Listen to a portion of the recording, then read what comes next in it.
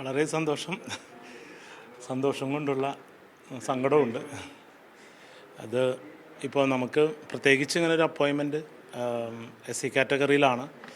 അപ്പം നിങ്ങൾക്കെല്ലാവർക്കും അറിയാം, ഞാനൊരു മോഹിനിയാട്ടത്തിലൂടെയാണ് എല്ലാവർക്കും പേരെടുത്തത്. പക്ഷേ ഈ അവസാന നിമിഷങ്ങളിലാണ് ഞാൻ ഗസ്റ്റ് ഫാക്കൽറ്റി ആയിരുന്നല്ലോ കാലടി സർവകലാശാലയിൽ. അപ്പോൾ ഈ ലാസ്റ്റ് ഇയറിൽ 2022-24 കാലഘട്ടത്തിലാണ് ഞാൻ MA ഭരതനാട്യം ചെയ്യുന്നത്. അത് ഈ വയസ്സ് കാലത്താണ് MA ചെയ്തത്.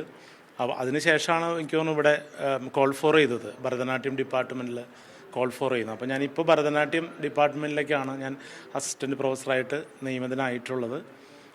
അത് വളരെയധികം സന്തോഷമുണ്ട്. ഒപ്പം നമുക്കിത് ഇവിടുത്തെ ഒരു ചരിത്രത്തിൻ്റെ ഭാഗം കൂടിയാണ്, നിങ്ങൾക്ക് എല്ലാവർക്കും അറിയാലോ. കാരണം നൃത്ത വിഭാഗത്തിൽ ഇതുവരെ നേരത്തെ ഉണ്ടായിരുന്നത്, ഇപ്പം കലാമണ്ഡലം ആരംഭിക്കുന്ന സമയത്ത് ARR ഭാസ്കർ, രാജരത്ന മാസ്റ്റർ ഇവരായിരുന്നു ചെന്നൈയിൽ നിന്നുള്ള അധ്യാപകരായിട്ട് ഇവിടെ കാലങ്ങൾക്ക് മുമ്പ് വള്ളത്തോളിൻ്റെ കലാമണ്ഡലം ആരംഭിച്ച കാലഘട്ടങ്ങളിൽ ഉണ്ടായിരുന്നത്. അപ്പോൾ അവർക്ക് ശേഷം നൃത്ത വിഭാഗത്തിൽ ഒരു അധ്യാപകനായിട്ട് ജോലി ലഭിക്കുക എന്നുള്ളത് അങ്ങേയറ്റത്തൊരു സൗഭാഗ്യമായിട്ട് കണക്കാക്കുകയാണ്. എല്ലാം ഈശ്വര നിശ്ചയം. ഒപ്പം എന്താ പറയുക, ഒരുപാട് കഷ്ടപ്പാടുകൾ ഉണ്ടായിരുന്നു എന്നുള്ള കാര്യം നിങ്ങൾക്കറിയാലോ.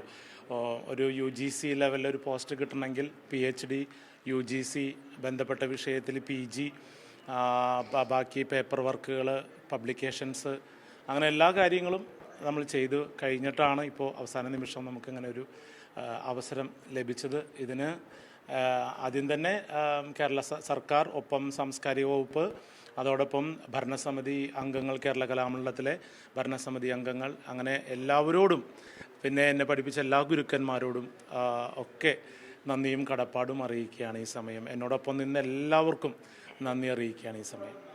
നിരവധി പ്രതിസന്ധികൾ മറികടന്നിട്ടാണ് ഇങ്ങനെ നേട്ടത്തിലേക്ക് എത്തി നിൽക്കുന്നത്. എന്താണ്?